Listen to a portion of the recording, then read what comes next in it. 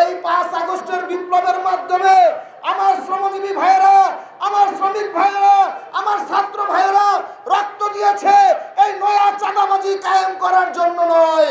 এই ফ্যাসিবাদকে টিকিয়ে রাখতে যারা সহযোগিতা করেছিল, এই ফ্যাসিবাদের পুনর্বাসনের জন্য আজও তারা কাজ করছে, বরং এই চাঁদাবাজি উচ্ছেদ করার জন্য।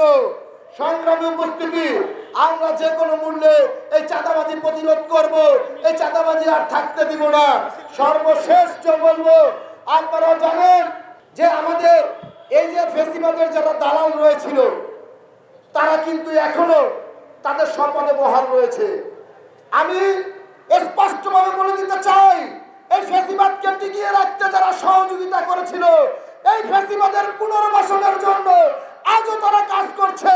কেউ কাজ করছে ক্যামেরার পিছনে, কেউ কাজ করছে টেলিভিশনে, কেউ কাজ করছে প্রিন্ট মিডিয়াতে, কেউ কাজ করছে প্রশাসনে, কেউ কাজ করছে সাংস্কৃতিক অঙ্গনে।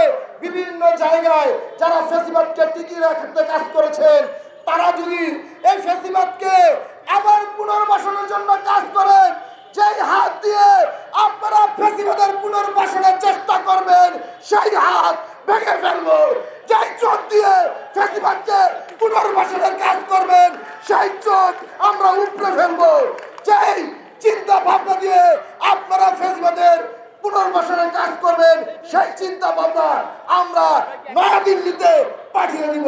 ধন্যবাদ সবাইকে। এখন আমি মনে করি এই ইউনূস সাহেব থাকুক, আরও দীর্ঘদিন থাকুক। থাকলে যে সমস্ত লোক পায়তারা করে মানুষকে ক্ষতি করছে, তাদের আইনের আওতায় আনতে পারবে, এটা আমি বিশ্বাস করি অন্তপক্ষে। আর কেউ করছে না, আমি করি। আর যে ছাত্র সমাজ, যে তরুণ সমাজ এই আমার দেশটাকে উজ্জ্বল করছে, হ্যাঁ, তারাও কিছুদিন থাকুক। থাকলে ভালো মন্দ দেখি, আমরা সবাই দেখি। যাতে 17 বছর দেখছি আর বাকি 3-4 বছর দেখি, এটা আমার কথাটা। একদিনে কিছু হয় না। আগামী সরকার নির্বাচনের মাধ্যমে হবে খেলা, এবং জামাত আসুক, বিএনপি আসুক, আর যেই দলে আসুক, এটা আমি মনে করি একজন সুস্থ গ্রহণযোগ্য নির্বাচন চাই। আর সেটাই হবে, কারণ দেখতে একজন উপদেষ্টা, একজন অন্তর্বর্তী সরকার আছে, এটা তার প্রতি আমরা জনগণের বিশ্বাস করি। হ্যাঁ, তার প্রতি বিশ্বাস করি। আমরা মনে করি তে সুস্থ নির্বাচন দিবে, কোনো পায়তারা করবে না। আর নির্বাচনটা আমি মনে করি শর্টকাটে না দিয়া 2-3 বছর আরও পরে দেখ, আমরা একটু দেখি। বেশি ঘন দিলে আবার ঝামেলা, বুঝছেন? বেশি ঘন ভালো না, অস্থিতির হোক। এটা আমার কথা। আপনাদেরকে টেনে হেসে নামিয়েতে কিন্তু একটু সময় আমরা নেব না।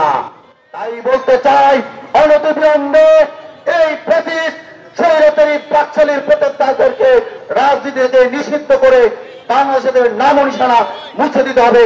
এই বলে আমি আমার বক্তব্য শেষ করছি। ধন্যবাদ সবাইকে, ভালো থাকবেন সবাই। আসসালামু আলাইকুম।